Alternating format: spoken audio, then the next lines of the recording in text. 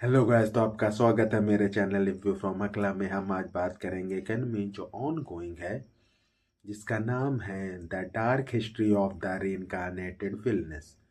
इसके स्टूडियो का नाम है स्टूडियो डीन और इसके डायरेक्टर है साकुराई हिरोआकी।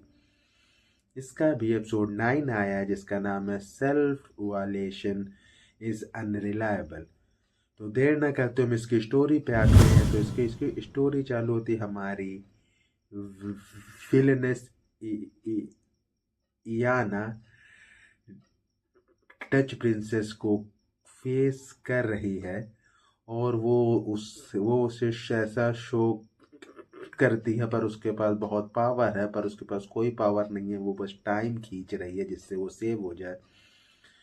पर प्रिंसेस उसकी बातों में नहीं आती और उससे अटैक करने ही जाती है। तभी वहां पुलिस की एंट्री हो जाती है और उसे रोक देती है, प्रिंसेस को अरेस्ट कर लेती है। तब सब बाहर जाते हैं और सब लोग जो देख रहे हो तो उन्हें शक होता है कि ये विलेनस इयाना ने ही किडनैपिंग की है। पर जब सब देखते हैं कि डचेस एमारलिस को हथकड़ी में बंद किया, तब उन्हें थोड़ा मालूम होता है। तब वहाँ वो प्रिंसेस कहती है कि उसे वाइन पीनी है जाने से पहले। तो वहाँ का हेड फैसला करता है कि ठीक वाइन पीने, तो कहती रखी है पीछे अंदर, मुझे पीनी है। तब वहाँ भागते हुए हमारी विलनेस जाती है और उसे वाइन पीने से रोक देती, क्योंकि उसमें जहर है, उसे पता, और ये अपनी जान लेना चाहती है। तब हमारी विलनेस कहती है कि जो तुमने काम किए उसके तुम्हें कॉन्सिक्वेंसेस झेलने होंगे। और फिर हमारी विलनेस पहुंच जाती है अपने महल, जहाँ उसे फील होता है रास्ते में भी और महल में भी कि सोल गुस्सा है किसी बात पर। उसे फील हो रहा तो वो उसे मारना चाहता है, इसलिए वो गुस्सा है, क्योंकि उसने कोनोहा की जान या तो खतरे में डाली, या तो क्योंकि सबको उसके ऊपर डाउट है कि वो भी इस प्लानिंग में उस प्रिंसेस के साथ थी। तो उसको ये डाउट रहता है, इसलिए वो उससे दूर भागने की कोशिश कर रही होती। तभी कोनोहा को प्रिंस ने जो गिफ्ट दिया होता है वो कहीं गायब हो जाता है। फिर सभी नौकरों को हमारी विलनेस पे ही डाउट होता है, और इससे वो बहुत फ्रस्ट्रेट हो जाती है और भागते हुए उस चोर को ढूंढने जाती, क्योंकि सोचती अभी तक सब ठीक जब मेरी लाइफ में हो रहा है, ये फिर मेरे साथ कुछ गलत ना हो जाए, मैं मर ना जाऊं। इसके लिए वो बहुत फ्रस्ट्रेट होते उसके पीछे जाती। तब उसे मालूम चलता है कि जो वो गिफ्ट लेके भागा है वो एक बंदर है बड़ा सा। तो उसे ढूंढते हो जाती है और सोल उसके पीछे आ रहा होता है। और वहां पे जब वो बंदर से गिफ्ट लेने जा रही होती, तब एहसास होता है कि सोल वहां आ गया और उसने कहा वो बंदर नहीं, वो एक मॉन्स्टर है, और वो मॉन्स्टर को मार देता है। पर वहां पता चलता वो गिफ्ट नहीं था, वो गिफ्ट चेंज हो गया, क्योंकि गिफ्ट में मॉन्स्टर का अंडा था और ये मॉन्स्टर उसी में से निकला है। तब यहाँ पता चलता है सारी जो प्रॉब्लम हो रही है वो कोनोहा को मारने के लिए अब हो रही है। और वहाँ सोल उससे कुछ बातें बोलता है जो हमारी विलनेस को समझ नहीं आती, और उन लोग वहां से जाते हैं। तब पता चलता है कि वहाँ पुलिस ऑफिसर टिटेनो आया है एक न्यूज देने की प्रिंसेस अमारलिस ने अपनी जान ले ली है। और वो बहुत ही शर्मिंदा होता है कि क्योंकि हमारी विलनेस ने उसकी जान सेव की और वो उसे सेव नहीं कर पाया। उसके लिए वो सॉरी बोलता है, पर तब इसको एहसास होता है कि चाहे मैं इस डार्क हिस्ट्री को जितना चेंज करने की कोशिश कर लूँ, ये वापस हो सकता है वही हो जाए। इसलिए मुझे हमेशा मेहनत करते रहनी होगी कि मेरी जान ना जाए।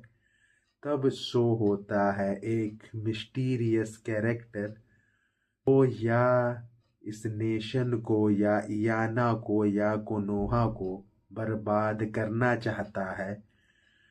और इसी के साथ ये एपिसोड खत्म हो जाता है।